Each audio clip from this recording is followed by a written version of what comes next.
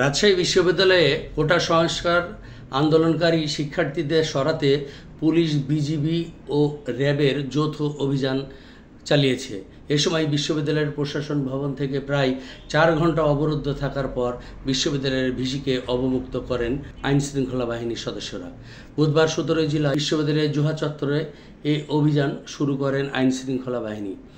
এ সময় শিক্ষার্থীদের ছত্রভঙ্গ করতে টিয়ার সেল, ফাঁকা গুলি ও সাউন্ড গ্রেনেড নিক্ষেপ করেন তারা।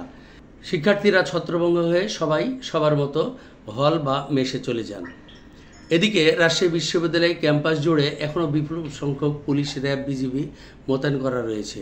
বিশ্ববিদ্যালয়ের ভিসির বাসভবনের সামনে পুলিশ সদস্য সহ একাধিক জলকামান রাখা হয়েছে। এ ব্যাপারে জানতে চাইলে বিশ্ববিদ্যালয়ের প্রক্টর অধ্যাপক ডক্টর আশাবুল হক বলেন, শিক্ষার্থীরা নিরাপদে হলে অবস্থান করতে পারবে। পুলিশ বিনা কারণে কোনো শিক্ষার্থীকে হয়রানি করবে না। হল প্রশাসন শিক্ষার্থীদেরকে নিরাপত্তা দিবে। তবে অযথাই ক্যাম্পাসে শিক্ষার্থীরা যেন ঘোরাফেরা না করে সেদিকে পুলিশ ও বিজেপি টহল দিবে।